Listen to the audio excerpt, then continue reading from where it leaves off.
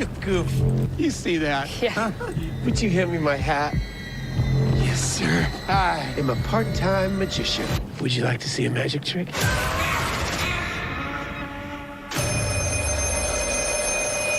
Who is this? You know all our names? You're getting out of here. Hang up the phone! The Black Phone. Rated R. All right, here we go. Hello, welcome to Moviesucktastic. I don't know what's going on. What? No, it's just What'd I that. No, it's not you. It's just I have to stop the video. I apologize to everybody.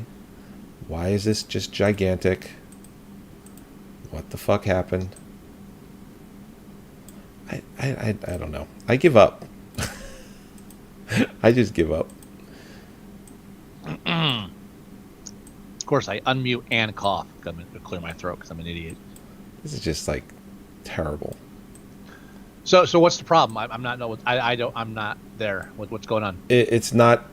No, this is all just my, as the young kids would say, janky setup. Uh-huh. I had to go build, Those hooligans. I had to go build a new computer, obviously. So, yeah. So it just getting out the kinks. I'll have it. It'll be ready. It'll be right for next week. All right. All right. Well, but we'll still press on. No worries. I'm not even using the backgrounds. I'm showing my cluttered home office. Well, I got to put you in the frame, but yes, you Yay! Yes, yeah, I'm going old school. Just got my murder board behind me, some books on science and conspiracy theory, and actually conspiracy theory is to the left. This is more new age over here. Media. Behind me is like science. Science, which is what my shirt says. My shirt says cultural science. Oh, does mine says My Chemical Romance. Yeah, I got a Bunsen and Beaker shirt on right now. I think I've seen that. I like that one. Yeah, I love Beaker. My mother loves Beaker. Oh man, that's my fucking childhood there. Well, we took the kids to Disney this past summer, and we go and we did almost every ride that was there, but it's hot out, it's humid, it's gross. So when you're waiting for, because we were in a queue system to do rides, so you're waiting for a ride, so you go and you do other things that you don't really have to wait for, like the Muppets 3D experience. So we went and did that, and this is the same one, and I love it. I'm glad it hasn't changed. It's the same one that I did the first time I ever went to Disney World when I was 16 years old, 30 years ago. So it hasn't changed at all. So when we went to go see it, my kids, they've never been to Disney. This is their first time, because I refused to spend thousands of dollars on a trip that my kids aren't going to remember. It's like, hey, you remember that time I took you to Disney? It's like, no, I don't. Oh, well, I spent like $5,000 on it, so that was money well spent. So I feel that way. I feel that way about people, and you've had two kids, and I one of them is my godson. So I'm sympathetic to parents on a certain level. Sure. But I feel that way about even taking like babies to like movie theaters or restaurants. It's like, if you don't have anybody in your life, just stay the fuck home for a couple of years. That's your job.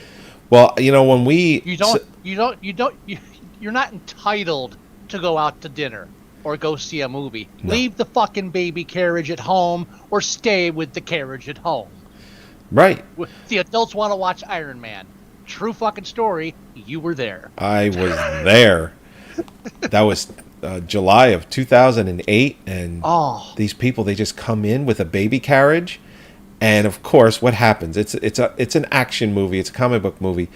Explosions, and then what happens? The baby starts screaming. They had to leave. Luckily, they were smart enough. They weren't smart enough to not bring a baby, but they were smart enough to fucking leave when it was ruining the movie for everyone. Mm-hmm. It's funny. Mare and I, when we had kids. And I'm not saying this to sound like I'm smarter or better. It just I mean, you are. I want to say that I just have common sense when it really comes down to things like this. We never really took the kids when they were young out anywhere where we would be disturbing other people. And if we did, say, go to a restaurant, we did it, we timed it. Be like, okay, Danny just had his bottle. He is going to sleep for an hour because that's what he does. Let's go to the diner. Let's not go to a restaurant, like a sit-down, nice restaurant. Let's go to the diner so we can go get a cheeseburger and be in and out in an hour.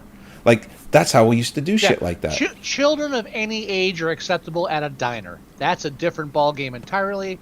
Anybody that lives in, like, the Northeast, I believe, I'm not sure what it's like on like, the West Coast or down here. I know they have, I don't have as really, there really aren't that as many diners down here as up north. Right. But, I'm in Texas, if you care.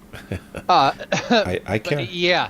I'm not saying you can't go out in public with children at all, but you got to have some fucking clue, and you obviously you've always had a clue. We'll go anywhere, and we'll see, husband and wife with their very obviously very young child, and I just lean over to Mare. I go, these people haven't figured out that they have to change their lifestyle yet. Yeah. Because that point, that turning point is coming. It's like you can't just do whatever the hell you want. You are going to have to change your lifestyle. You've had a child. Yeah, we're not going to argue with each other as far as how stupid the average person is.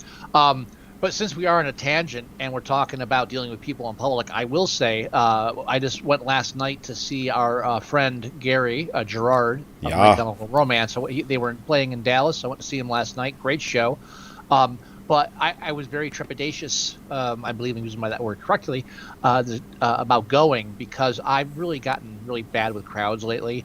And even like the last time we went out to see something, it was the new Mystery Science 3000. They were on tour. They were kind of promoting the new TV show that they're doing, the new season. And like that, I was supposed to be among geeks that are my kind and be comfortable, but I got a bad vibe in the theater while we were waiting, and then sitting down, I bumped into at least 2 or 3 people I wanted to strangle by the end of the night. Got it. It's one of those kind of deals. Yeah. So I was going to an emo concert, whether that's pejorative or not, I'm not sure. I feel like that's based on the costumes I saw around me. I was overdressed, vastly overdressed, and I wouldn't go. I was so overdressed that I wouldn't be allowed to go into work that way. That's how overdressed I was. It was weird. Wow. But my point is, I was just really expecting to have troubles, and I didn't want to because I was going with my whole family, and it was supposed to be fun, seeing Gary and everything.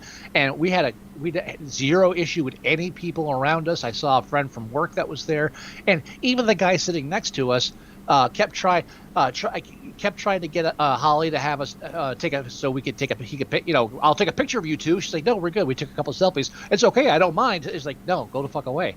And it even got to the point where he's getting up and he's asking her, can I get you anything while I'm up? She's like, water costs $15. Why are you asking a total stranger this? And I'm 100% convinced that he was hitting on her. Okay. She says no because he was making out with his girlfriend at the time, throughout the concert. I don't think that rules anything out. That doesn't matter.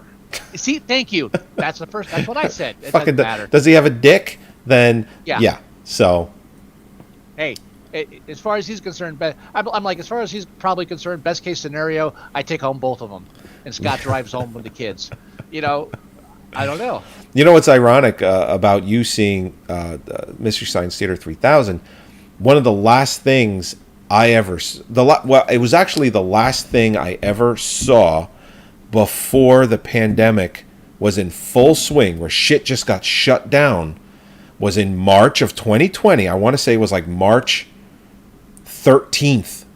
Like, I remember very vividly on that Monday, which was like the 14th or the 15th or something like that, shit got shut down, where it was like, you shouldn't leave your house for a month. And if you do, wear a hazmat suit, basically. The last thing I saw was Mystery Science Theater 3000 at the Wellmont Theater in Montclair, New Jersey.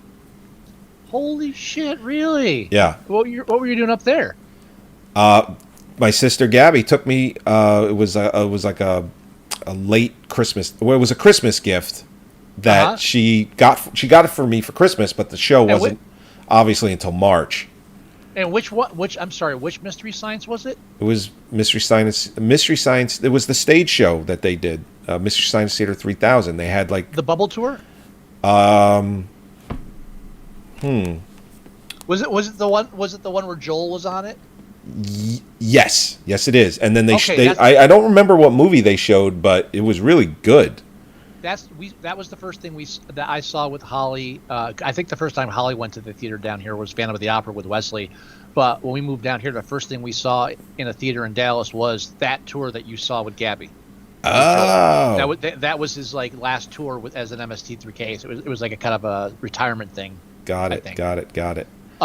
But yeah, so it was literally we went. It was a Friday. It was a Friday night. We went there.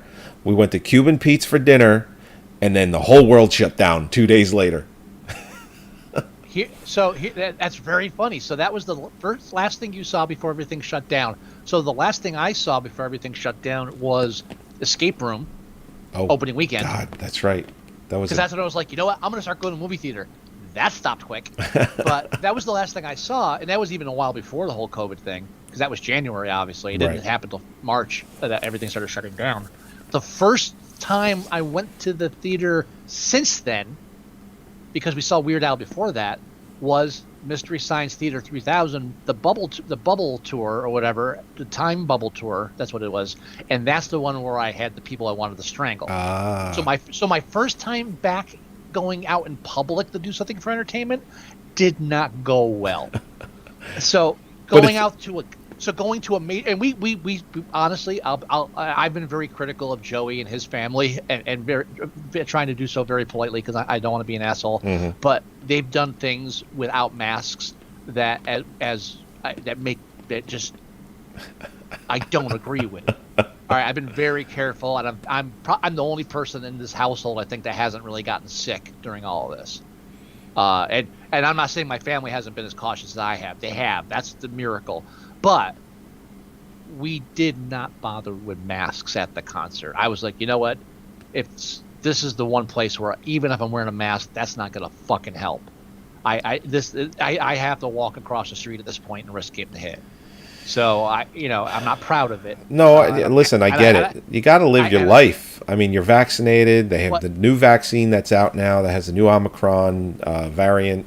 So, but you had Biden say that the pandemic is over, but there's still a problem with COVID, and so you have a segment of the population that I agree with that is like, you know what, I'm fine with this being done. I'm done with it. And there's all those other part of the population I also agree with that are like, dude, it's still fucking happening. People are still dying by the month, and if we stop trying to protect ourselves, it's gonna get fucking worse. But actually, this week I stopped wearing my mask at work because there's honestly we don't have a lot of people in air.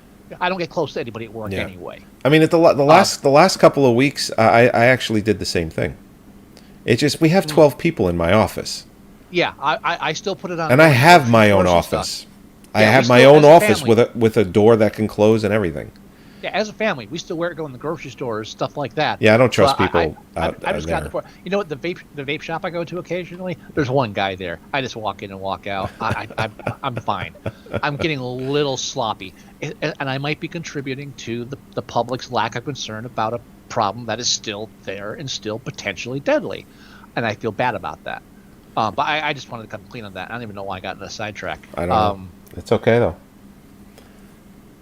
It was about Gary. No, we were talking about MST3K, and I was saying that the last thing I saw before they shut the world down was MST3K, and then I was saying it's ironic that they just announced that the pandemic's over, and you just saw MST3K. It's like the world's ending when I went, the last thing, and then it's like, hey, everything's great when you went. Yeah, I think that's ironic. It is. Don't you think? Synchronicitous.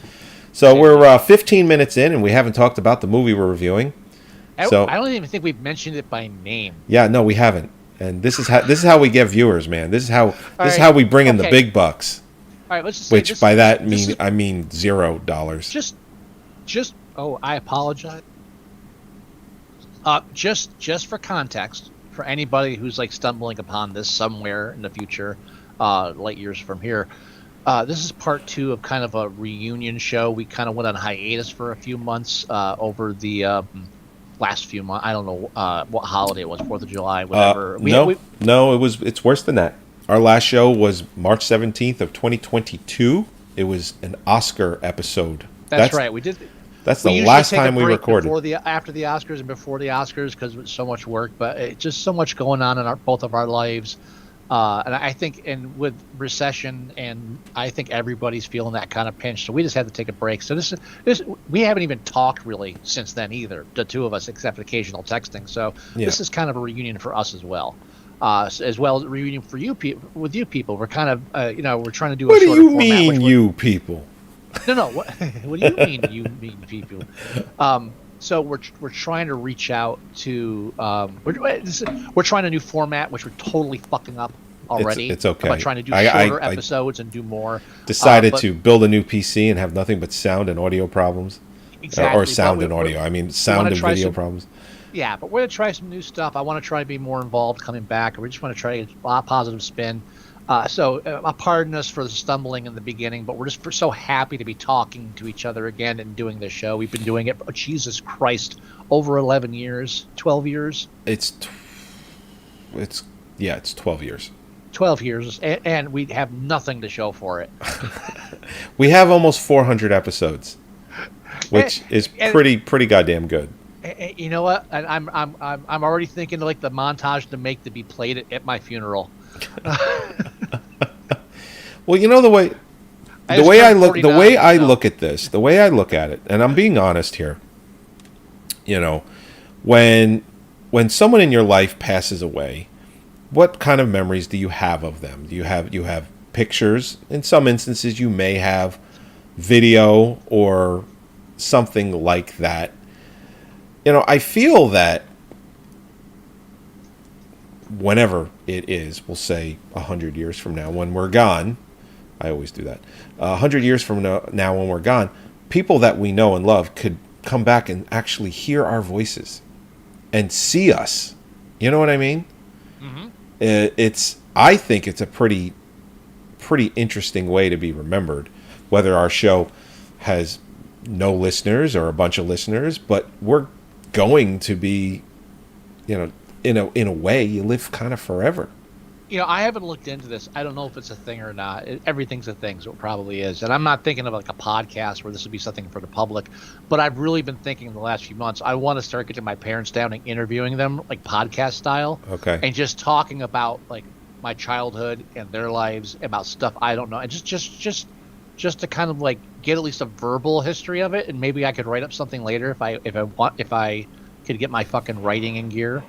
But if nothing else, just to have like an oral history of my life with my parents. Sure. Yeah. So it's just something that's been on my mind lately, and I'm totally off topic. But since you brought that up, I thought I'd put that in. Well, since we're talking about childhood and we were both born in the 70s, let's dive into The Black Phone, which takes place in 1978.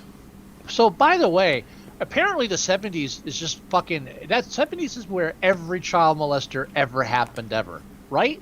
Yeah. Every film now, they're doing... So we're doing a film about child molesting. So, all right, so it's set in the 70s, right? So, obviously. Obviously. Is the perpetrator going to have a mustache? Well, usually that's traditional, but we may stray from that this time because it's going to be a mask, and it's to be, complicated. Other than that, though, yeah, it's right. You're right on the nose. 1970s. It's going to be somebody in the suburbs. There's going to be a band involved. Everything that everybody's been afraid of since then. That's right. I mean, my whole childhood, it's like, don't talk to strangers. If they offer you puppies and candy, don't go near them. And if they have a van, fucking run the other way. I'm actually not even sure. I just want to make sure that we have already stated that the film that we're going to review today is the Black Phone. It is The Black Phone. Yes, we were doing Black Phone 2022. I've heard nothing but good things about it. Actually, it came out in 2021. 2021. I'm sorry. Yeah. I feel like I have no sense of time anymore. It's okay. We had this discussion. Now, this is based on the novel by Joe Hill. if nobody knows who I Joe was not Hill, aware of that. yeah, if nobody knows who Joe Hill is, he's Stephen King's son, and it's smart, in my opinion, that he didn't go by Joe King, or Joe King. Well, But Don't forget- he separated himself from his father because his father is such a famous author. It makes sense to All do right. that. just for a little context, don't forget his father, Stephen King. Just to ensure that his writing wasn't being judged because of his stardom, published books under a pseudonym, Richard Bachman, the Bachman books, and wasn't Right. revealed until later. And I don't know if they've ever been confirmed or squashed, but there have always been rumors that the books published under his wife's name were written by him, or vice versa, that she wrote books.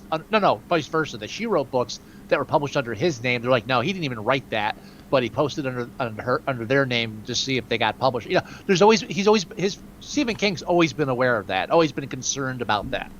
Okay. Because he became famous at such a young age as a writer, Right. and has such a vast output. So his wife was writing a book and he put it under his name because he knew that he would get it published because of that? Supposedly, it's a rumor. I don't know if it's ever been confirmed or squashed. Interesting. But I know at one point, I don't have my finger on the pulse of the entertainment world, so I don't know if that's ever been. That might be an old rumor, like the fucking Clinton death list, So don't quote me on that. That's just what I heard. I get all my information from rumor and innuendo, like anybody else. But anyway, the reason we brought that up was Black Mask. Oh, I Black brought it phone. up. The Black Phone. Yeah, Black Mask. Would you say Black Mask or I Black said Mask? I said Black Mask. Black Mask, okay. I Which one's Black brought it Mask? up because it's That's the Jet Li film, right? Black Mass. Black Mask. Oh, yes, it is. Yes, Yeah, it is. I thought you said Black Mask. It did say, yeah, whatever. You're killing me. I don't know where I don't know where that tangent went or why, but let's get back on this. Like 1970s child molesters, the Black Phone. It's a very straightforward. I don't think this this character that played by Ethan Hawke is a child molester. I think he just abducts and kills children. Okay, we're gonna have the same conversation I had with Prey. Okay. All right, it's never said, but is agree. I think you're talking about the naughty boy term in the film. Naughty boy. All right. All I'm going to say is I think the same thing happened where I turned to Holly and said, yeah, so can we agree that rape is on the table here? They're not saying it. It's not being explicitly pointed out, but we can agree that before he kills these children, he's got to be raping them, right? And by the way, there's one line in the film that backs up my belief. Okay. What is it? Oh, I'll tell you right now. Okay. Tell me now. So, I don't care if we move around. I really want to try and... We're 24 minutes in, and we're just talking about the film now. Sorry. So let me get the basic run of the film. I still want to. I don't want. We're not going to drag it long, but we have to give it some. We're trying to go for a structure I don't even have built out yet because I'm a fucking idiot. But let's just bear with me, okay? Okay. Follow my lead. I'm following. All right. Title of the film: The Black Phone. Yes. What's your feelings on the title? I'm good with it because the climax of not the climax, but it leads up to. It leads up to why he can answer the phone. Yeah, it's a typical horror. Now that I know, I went to this film blind, so now that I know that Joe Hill was behind it, I understand. It has that kind of horror novel title where the Black Phone is an instrument of the. It's a plot device that keeps the plot going and like moves it, but it's not really what the film is about. No. And that's perfect. That's how you title a film. I thought it was a great title. I was good with the title too. And are we doing spoilers on this? Does anybody ever actually say the Black Phone in the film? No. They say the phone, but I don't hear. Yeah, Ethan Hawke. I mean, when he's like picking up the phone and he's putting it to his ear, Ethan Hawke keeps saying that phone hasn't worked since I was a kid, which is kind of creepy. It's like that downstairs was used for something else at one point, or did it always look like that? It's like it's like, why is there a phone at all? But he would always say, that phone hasn't worked since I was a kid. And then he keeps coming into the room and he's on the phone. He's like, I told you that phone doesn't work.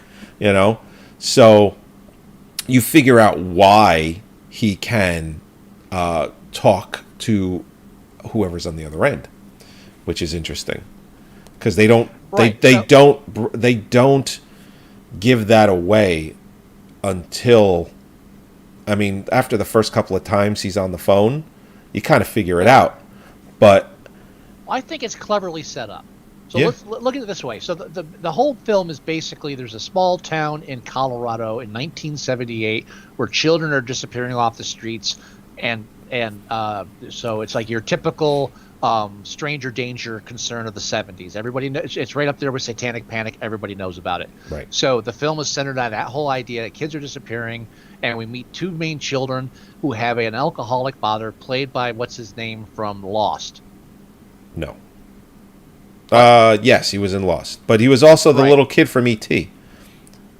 That's right, but I remember him from Lost, and Holly kept saying through every time like he would come in, Holly would say something like, "Yeah, he's been stuck here ever since he got off the island." Just shit like that. Or It's, that's why he's all drunk. Jeremy Davies. Yeah, and he works at a nuclear facility. I took a screenshot to check that. They show it briefly on his chest. So this alcoholic child abuser is working at a nuclear power plant. Yeah. Which is in line with, because he was a physicist on Lost, so it almost is like, yeah, this is an alternate reality where he didn't go to the island and he's fucked in the head. But anyway, yeah, so we meet these two children who are friends with these kids that are disappearing, some of them, and his father's an alcoholic abuser that beats his kids because I think the perfect plot description for The Black Phone isn't anything about ghosts and kids in basements or spiritual stuff. I think I think the film should be described as the touching, heartwarming story of an alcoholic, abusive father who reconnects and bonds with his daughter over the kidnapping of his son. I like it. I'd watch that anyway. No, I'd watch that. And I kind of had an idea of where the film was going to go with his character as soon as I saw who was playing it, because he is a very sympathetic actor. He really, everything he does is about sympathizing with him. He just is, he sucks it in. So you knew there was going to be some chance of spoilers, some chance of. Oh wait, that's not the guy from E.T., is it? I don't know. I'm not going to argue that. I just know he's lost.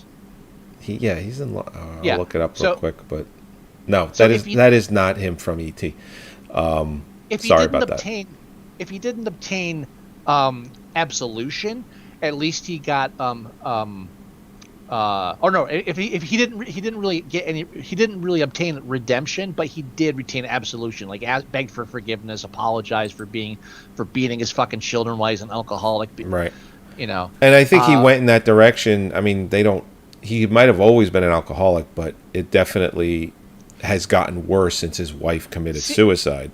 See, I like a film that's not afraid to give context and background to something and not be afraid that that's going to be taken as apologizing for the behavior. This is a guy beating his children for no reason whatsoever. He's taking out his anger. Totally. And I was thinking that as I was watching them very quick. It's not. I just fucking interrupted myself and threw my stream off the tracks. It's not just that he's an abusive father. We have context to it. So it's the fact that the mother, we eventually learn, and this leads into the whole spiritual psychic part of the movie, that the mother had psychic powers. That it's possible that the mother had psychic powers. It's implied the mother had psychic powers. As far as the father's concerned, the mother started going psychotic. She heard voices. She thought that people were talking to her. He says that the things talking to her were telling her to do bad things. So it's implied he thinks schizophrenia. We can imply evil spirits if she got caught up some bad ghosts, and that she ended up killing herself. So it's safe to assume, that's why we're talking about this, it's safe to assume that the father is an alcoholic because he doesn't know how to process the grief. He doesn't know how to express the grief. He doesn't know how to handle his children's grief. He doesn't really have any of the emotional or mental tools to do this. Also, if you pay attention when that paper's up, we have a headline about how military people, if he works in a nuclear facility, it's safe to say he might have a military background. Right. It's saying that they're not being compensated properly. There's a thing about the stocks dropping. This is nice. This is 78. We're talking recession, depression. I don't know if it went as far as depression, but definitely recession. So times are tough. He's dealing with a dead wife. Kids he doesn't know how to handle. He's using alcohol to compensate for it, and all has to do with it is bringing out the rage. He doesn't know how to handle all this shit. It doesn't excuse what he did, but understanding it is a way. I mean, just having that context, I think it's beautiful. I think it's such a well-written story because you could tell there's a writer wrote this movie. I'm not surprised Joe Hill is behind it because he knows how to add layers to that character and give us a real character, and not just the stare. The minute I saw he was drunk, I was like, "Fuck, this character." No, it wasn't that character. It wasn't the character from every fucking 80s film involving kids and a bad father. It actually had some fucking substance to it. It was great. Yeah, definitely, for sure. And the kids, by the way, all great actors. Yeah. Hard to tell with the dead ones, but I mean. So, like Scott said, there's this character, which is dubbed the Grabber, which is played by Ethan Hawke. He is abducting children, killing them, and they just keep going missing. The worst part about him being called the Grabber, and I appreciate that they had to give him a name, and I appreciate that in the 70s, if you had a serial abductor, you're going to have a name. But when they showed the murder board on his brother's spoilers again, by the way, obviously, there's one headline I saw that I couldn't stop looking at. It was like "Grabber grabs another." It's like, that's just wrong. It's wrong, and you shouldn't have named him that because now you can't do that. It's like it was horrible. And that actor that plays his brother, Scott Derrickson, who directed this movie, he was also in the film Sinister. He played Deputy So-and-so. That was him? That's him, yeah. Oh! Yeah, but he is also in a film called Ken Park, directed by, what's-his-face, the guy that did the movie Kids. The hell's his name? The pedo? Yeah, well, they always said that he was, but... what the hell is his name? I'll just find it real quick. Anyway, he's in that movie, and he's young, the guy, Deputy So-and-so and the brother, but he's in that movie, and Larry Clark, he's on film jerking off and ejaculating in that movie Ken Park, and that's that actor. His career, by all what's that? Yeah, but his career, by all intents and purposes, should probably be ruined. And he managed to he was in the It movies. He played the one character in It. He actually has a career. I'm happy he does, because Larry Clark probably should have ruined it. I remember the controversy around the film Kids, and I believe it was all 100% deserved. And I remember it at the time. I really don't think anybody blamed the child actors for any of that. I think their main concern was exploitation of the child actors. Yeah. So I don't. Yeah. When you say career ruining, I was like, for an adult, yeah. For a kid, it's almost like, hey, give this fucking kid another chance. Look what this asshole did to him. Yeah. Yeah. So I'm not arguing with you. I'm just putting another layer on. Oh no, I'm just saying, like, Larry Clark could have ruined his career. He could have been shunned from Hollywood. It's like, listen, you did that movie where you ejaculated on screen. What the hell are you thinking? Right. But I remembered him in that movie, one of the more interesting characters. Larry, Ken Park is not a good movie at all. Right. It's a terrible film, but he was one of the more compelling characters. So, since you jumped to the brother, so we are introduced to. One thing I like the film did is that our introduction to the grabber is slow. So the first time we were introduced to the actual grabber, it's very brief. The film actually fades out the black just as the camera becomes visible in our view. Okay. The second time, it lasts a bit longer, and we actually see a figure step out, and we can tell it has a cloak and a hat like a magician, and then it fades to black. So we have these brief glimpses, almost like psychic visions, which is what the younger child of the dead mother, the alcoholic father, the younger child, she has these psychic dreams.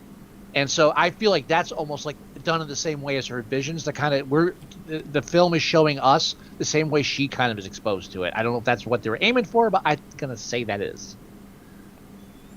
Yeah, no. So I think you're on. I think you're on. And when we finally meet him the first time, I rewound that twice, and I did slides for the show, so I know they really, he has white makeup on, but he's always moving. His hair's in his way. You never really get a straight-on look at him without the mask. And even then, he's got the white face on and the glasses.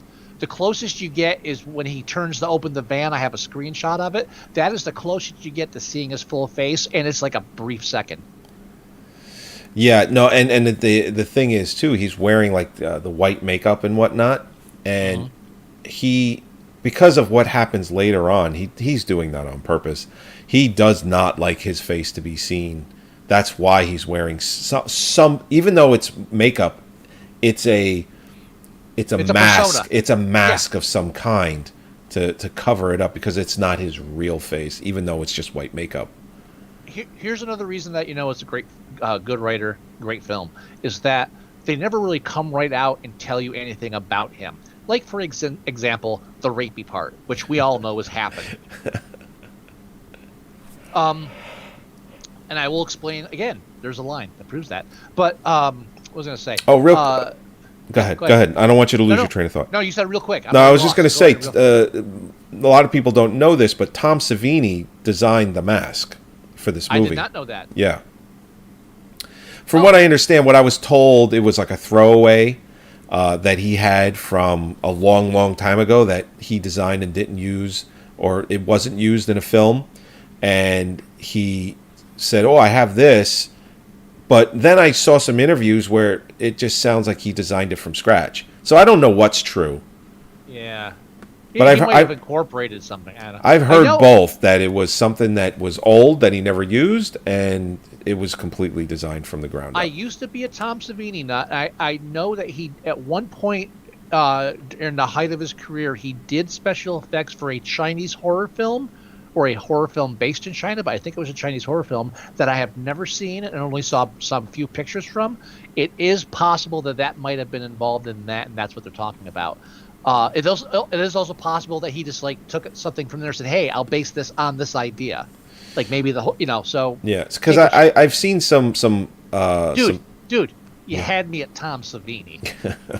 But I have seen some interviews where the director Scott Derrickson, because I believe Joe Hill describes the mask in the book. Obviously, they sent him a bunch of different ones, and he said, "This isn't right. This isn't right. You're not there yet. You're not there yet." And then finally, Tom Savini submitted something. He's like, "That's it. We got it." Because there's different layers to this mask. It's not just a mask. Yeah. It's like it's smiling, it's sad, it's kind of ambivalent. I mean, it's just like it's all kinds of different. There's a part where the mask is missing, and it's actually the bottom portion of his face exposed. Yeah. It's compartmentalized, so we can change it depending on. And now I have to confess to my ignorance on this. Normally, if I had known in advance that this was based on a Joe Hill book, I did zero research. I went into the film blind, because sometimes that's the best way. I'm a contextual critic. Yeah, I do. I go into movies more blind more often. I don't look. You can argue about the background matters and stuff. There's all these different fields of criticism. I'm more contextual. What's on the screen just like what's on the page. What's on the screen is what we're talking about. Nothing behind it. But if I had known, I would have read the book, because I've actually been putting off reading a Joe Hill book for a long time. I've even the book Horns. They made a movie. I haven't even seen the movie, but I did listen to him read the first chapter of it at I think The Moth or some other podcast. And it was great, and I was like, "Oh, this is cool," but I still haven't gotten around to it. So I just keep putting off Joe Hill stuff. So I'm kind of glad I finally saw a Joe Hill thing. Cool, very, very cool. Sorry. Nope, Rant. it's fine. Yeah, and then there's portions of the mask where it's just the bottom half, but then from the nose up, the nose up, it's exposed. So they do that on it's purpose. got two parts. Yeah, they do it on purpose like that. Well, it also reflects his. Now, so at one point, at the beginning, there's two lines he says. When the first time we meet, when he interacts with the kid he kidnapped, the one line he says is that I've never hurt any of them, and that immediately clued me in and say, all right, we're talking split personalities here, and the mask kind of so they don't really come out and say it, and they don't like give. It's not like Split. It's not really that in your face, but Right. different aspects, different masks show different attitudes. When he's wearing a frowny face, he's doing traps. He wants to punish. When he had that blank face where he was just he's more kind of like even acts differently when he had the white makeup on. Yeah. So he obviously is it's going both ways. He's using the mask to represent his emotions or what he wants to do or what he's trying to do. And at the same time, the mask itself is influencing him. Very much so. Yeah, Yeah. The mask does play a big part in the film, because I actually watched an interview with Ethan Hawke where he was saying, no one's really going to see my actual face in this film very much at all. So he said, Till the very end. Yeah, and he said, I really have to try and project through this mask, like my voice, make it deeper, make it louder, make it more aggressive. He goes, I have to do those things because the mask plays such a big part in what you see on screen and what what you're seeing, what's perceived. So Yeah. it's interesting. And you know what? I'm biased because I'm an Ethan Hawke whore. I'll watch anything with him in it. I love him. I've watched Ethan Hawke ever since I saw him in Explorers. That's the first thing I ever saw him in. He's one of those actors. I don't care how much people hate it or say anything about it. If he's in it, I will watch it and give it a chance. I just love. I've always liked him. Yeah. Do you know he was I- 15 years old when he did Explorers? 15. Jesus, was he supposed to be in 12, 13? Like 11 or 12, 13. 11, 12, yeah. I 11, read the 12, book 13. as a kid too. But yeah, the pretty fact sure it was around that he age. just doesn't look like he's 15 in that. He actually does look like he's 11, 12, or 13 years old. Mm-hmm. He just doesn't look like he's 15. I mean, dude, look at that movie. He's a year at that time. He's a year away from driving a car. I just can't even imagine it. He just doesn't look like he's older. Some kids do that. I mean, look at Wesley. How long did we take Wesley and to restaurants and lied and see he was under what? What's the kids menu limit? Most of them are Usually 12. 12. 12? Yeah. Oh, Wesley was like 15, and we were still passing him off as 10. He didn't shoot up until like late teens, but there's kids that age. They didn't hit their growth spurt yet. I totally believe that. Well, my oldest son, he is 12, and menus will say 12 and under, and he gets mad when we're like, order off the kids menu. He's like, I don't want to order off the kids menu. I'm like, you're not going to eat the regular adult portion. He goes, I'm like, listen, I don't want to pay $18 for your meal yet. I want to pay $8 or $9 for your meal right now. It's like, what are you going to get? I'm going to get a cheeseburger. Then get it off the goddamn kids menu, because that you can't finish. Hey, if they'd let me, I'd order off the kids menu. I agree. I probably almost had the cops called on me because I tried to order off the kids menu once. I forget if you were there or not. I was absolutely there. Yeah, okay, you remember then. It was the hot dog part, yeah. Yes, it was. Motherfucker, it didn't have an age limit on it. It just said kids menu. Fucking, if it's not in print, I know weights and measures, motherfucker. Bring me a hot dog. You're not wrong. And I know. I am positive that restaurant changed that menu with an age because of you. Hey, and then many other ones followed suit. I'm just trying to make the world a better place. That's it. That's all. That's it. One kid's meal at a time. So the big aspect of the black phone is that the two young children have psychic abilities that they had inherited supposedly from their mother. Sounds like Right. it, right? So the younger one, it's acknowledged that has dreams that sometimes come true. This is revealed through the story of the film. The other kid apparently doesn't seem to have psychic powers, and who he turns to his younger sister to ask her to use them. So they apparently think that he doesn't have them, but it turns out that he does. So that's why they say when he starts answering the black phone is that nobody can hear it except for the grabber.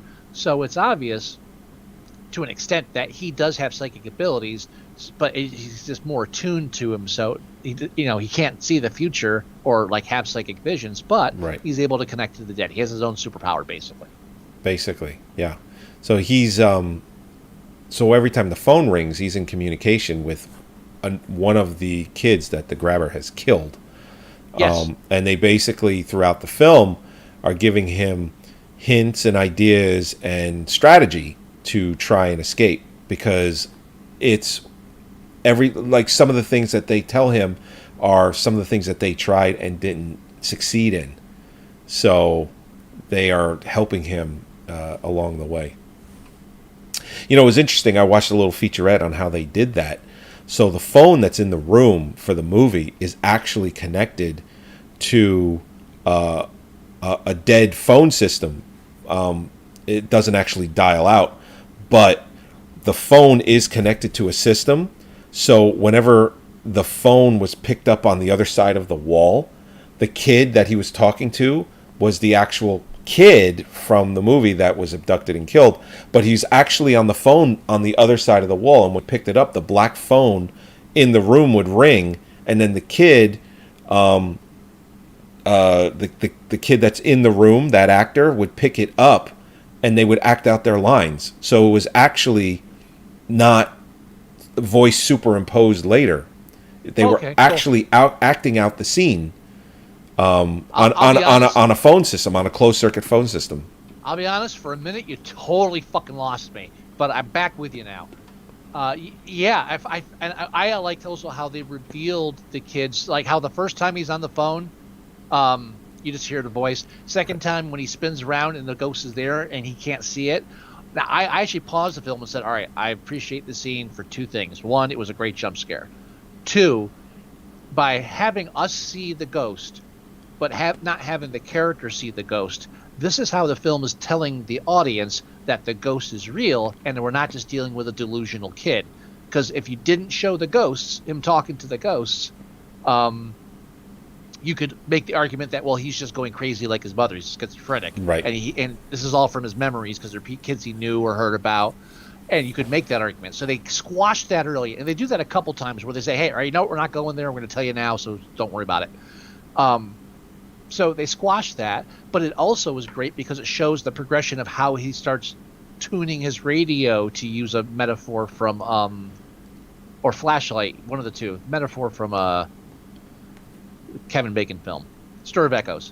Yeah. He's learning that was a flashlight. The radio, I think, is from The Shining. He's learning to tune his radio to get a better focus on the ghost. So that's why the first time he can't see the ghost. Then he starts seeing them. Right. And then he starts having visions, I think. He starts actually dreaming where he's actually seeing some of these characters. It definitely seems that way. Yeah, so the film does a great progression of it, which I'm sure it happens in the book. I just loved it. I thought that was great. Another good writing technique. A little again, a lot of showing, not telling.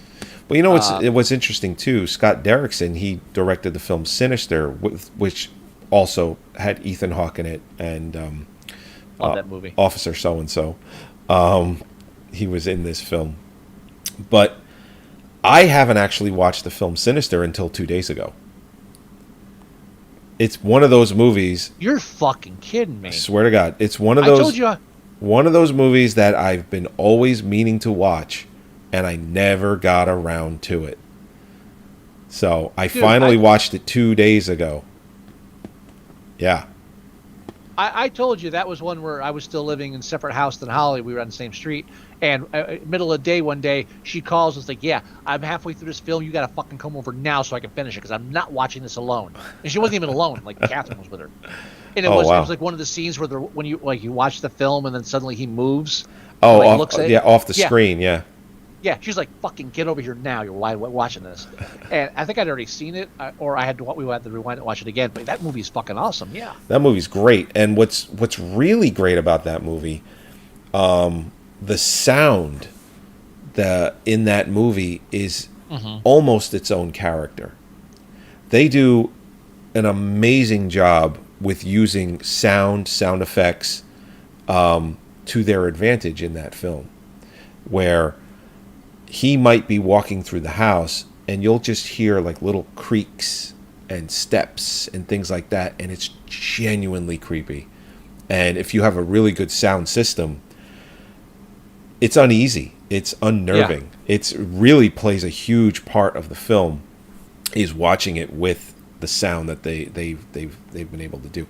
So it's just a testament to how good of a director Scott Derrickson is, you know. It's technically not a haunted house film, but it plays like a haunted house film, and I don't like haunted house films, and it's a good movie. Yeah. Yeah, that's it. But what were we talking about when we sidetracked to that? We were talking about the kid having the same powers as his mom. That's a weird sidetrack. All right. Yeah. So the basic, and this is the basic gist you can get from watching the trailer, is that then he starts talking to all these kids that the grabber has already. Again, we can agree on the rape, right? I think have we agreed on the rape? I'd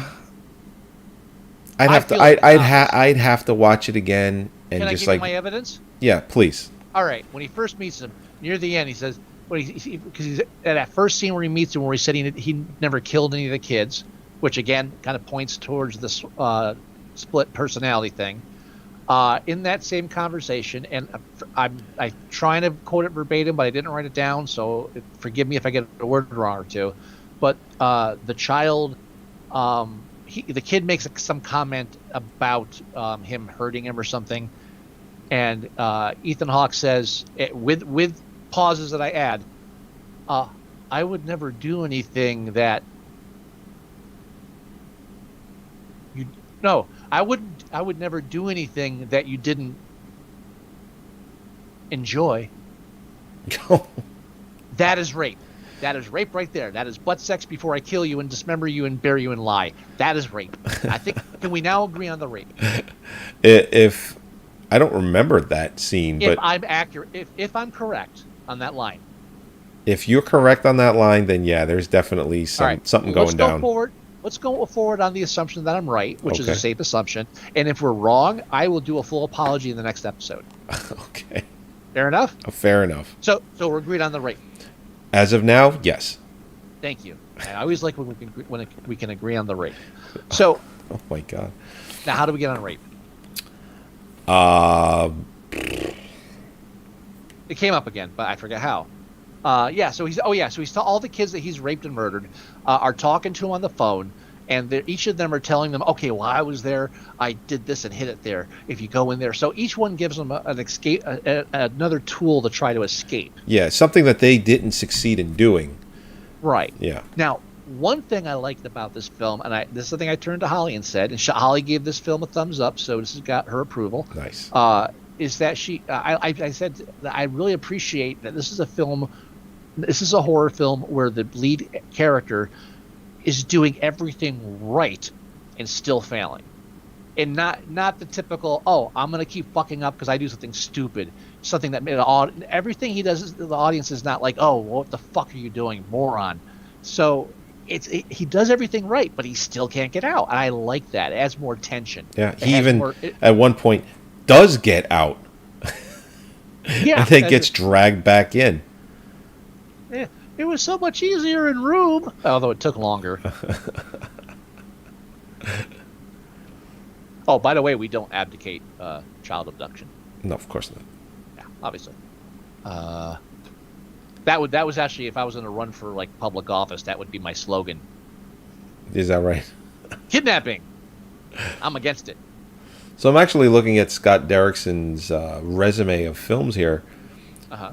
He did, his first film was Hellraiser Inferno, direct to video. Which one was that? Is that the one with? Is that the third one? No, I think that's the fifth one. Is that that's not the one in space, is it? I don't think so. Well, let's find out. A shady police detective becomes embroiled in a strange world of murder, sadism, and madness that's after actually- being assigned a murder investigation against a madman only known as the Engineer. Okay, hear me out. Not saying it's a good film, but it's definitely fucking interesting, and it definitely gives you. It's definitely fucking interesting. It's worth seeing. I'm not saying it's a good film, but I think you should give it a shot. I'll give it a shot. And I've seen. I'm trying to make my way through the whole Hellraiser thing. I'm doing it slowly, and I've seen some where I'd say do not give that one a shot. I can. This one is actually you're going to enjoy some parts of this. Okay. All right. But so Yeah. psychic stuff. Oh, by the way, if you're trying to distance yourself from your father in your writing, maybe don't focus on child bullies and child abuse, because that's really your father's forte. Yeah, that's true. Damaged children is really what his whole fucking career is based on. So let's kind of find you were doing good with horns, then you had to go back to damaged kids. But I did want to say for the film, I do appreciate that bullies are all ugly. Okay. And if you think about it, all three of the main bullies, besides the one that kidnapped and killed, and raped, when they have that one shot where he rides by and they're all looking at him. No, there was three of them. It was his bodyguard that was raped and killed. But when he passes by and all three of them are staring at him, I paused it and I got a screenshot for the slideshow. It's like, not only are they ugly, you can tell that they really, if you cast any one of them and made them the victim of bullies, you'd believe it 100%. Yeah. Which is really most bullies are really just projecting their own insecurities on those around them, and they always pick people that, and it also helps build their own confidence, where it's like, hey, I'm fucking you up, so I'm not as bad as you, even though somebody, I would be next in fucking line. But at least now I'm not. It's really horrible and sick and disgusting, and it really nails it. Yes, this is true. Sorry. It's okay. The one kid gets a rock to the head. It's fucking awesome. Dude, are you sure your father didn't write this and you just put your name on it because you needed a rent check? Come on. Then he did The Exorcism of Emily Rose, which was actually a huge hit. That was a few years later. Which one is that? Have I seen that? Is the one with the shit? What's her name? Is that the found footage one? No, that is the one with what's That's her the last- face? that's the Something last Carpenter. She played the sister in Dexter. She played not have watched that. Emily Rose, the girl that was possessed. Is that the one where there was a question on whether or not she was actually possessed? Yes. Okay, I know. I saw some YouTube videos about the true story behind the horror film. I don't think I've seen the film. He did that one. Then he did I'm not big on possession films. Yeah, The Day the Earth Stood Still. I think that's the one with Keanu Reeves. Yeah. No, what's interesting? I was trying to watching Futurama, and something Gort comes up on a Planet Robots. I'm trying to explain to Holly who Gort is. It's like, Gort is the fucking robot from the Keanu Reeves remake of that sci-fi film. So you lost me. I'm like, Klaatu Verata Nikto. So you're speaking gibberish. So fine. Then he did Sinister. Oh. Then he did Deliver Us from Evil. That is... That one is with I feel like I've seen Eric that. Bana, Olivia Munn, and it's about New York police officer Ralph Sarchi investigates a series of crimes. He joins forces with an unconventional priest schooled in the rites of exorcism to combat the possessions that are... All right. I don't like possession movies. I'm not a fan of them, so I'm pretty sure I haven't seen that one. Okay. It actually... It's a 6, it might be on my Plex. 6.2 on that one. It might be on my Plex, but I know I haven't seen it. Then he did Doctor Strange. He made a MCU movie. Liked it? Yeah. And then, holy crap, that's the last film he did before The Black Phone. Oh, So he went on a 5-year hiatus, good for him. which is interesting. Making movies is hard. It's, yes. And He's- pays well enough that you can take a 5-year hiatus if So- you really, manage your money properly.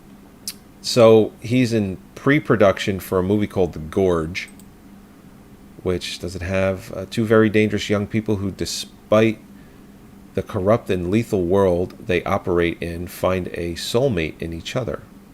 That's interesting. We're definitely ruining our goal at half an hour. Oh, we're already at an hour. Yes, right. And oh god, it's 11 o'clock. Fuck. Yeah, we got to wrap up. Come on, God damn. All right. stop your little trip there. Let's back it up and get back on the road. I wanted to say briefly, just to get us back on track. Yeah. The psychic part. I actually, this film handles it well. It doesn't come off cheesy. Again, your father kind of covered psychic kids. Dude, really, go back to the horn thing. I thought the fact that I thought it interesting that the daughter is attributing her psychic dreams to Jesus. And but what she does when she opens up the dollhouse and puts up all her religious trinkets has a very kind of like ritualistic feel to it. You could almost confuse it like a witchcraft ceremony. So I find that interesting, and between that and the progression of the psychic abilities revealed by the kid and the plausible background of a mother that maybe didn't handle psychic visions that well, I thought it was all done fucking beautifully. And dude, he fucking kills him. That was by the way, honestly, this is the first film I've ever seen where they imply that being known as the kid that killed a man actually improves your status amongst your school kids, your fellow students. Right. Really? Is that really a thing? Where they're just like, yeah, I heard he fucking beat him to death with a phone too. Yeah. Hey, I want to date you. You're scarred for life, right? Yeah. When did this become an in thing? Yeah.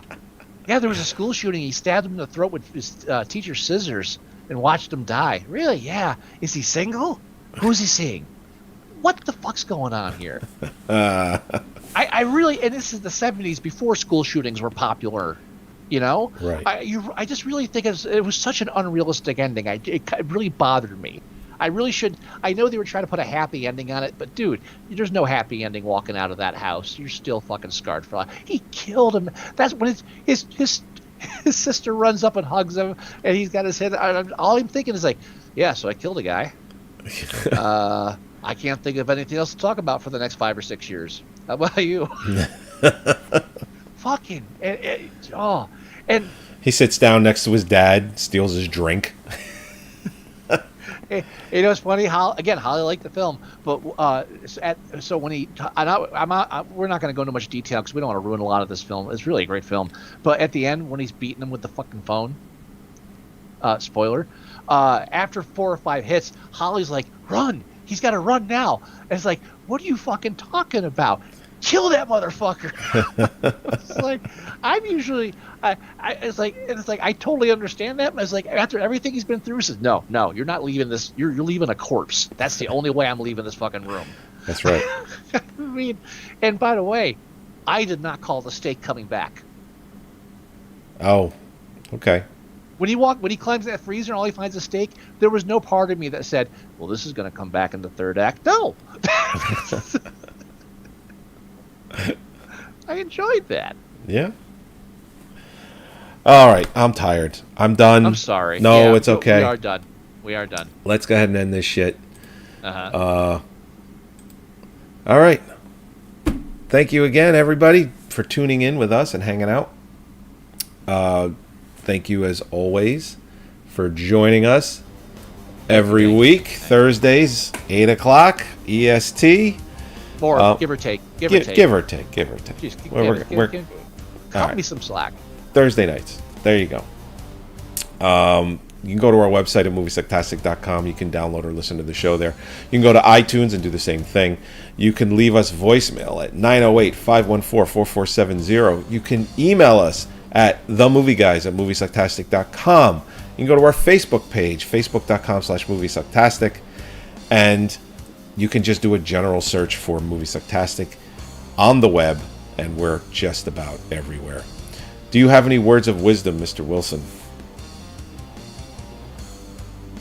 I can't hear you. Your mic went up.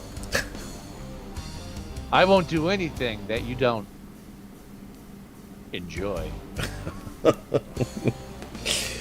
All right, everybody. We'll talk to you next week. Bye-bye. On the black phone! I have black phone. It's right here. Oh, hi, black phone. You rip anybody today? Ha ha ha. All right, everybody. Bye-bye.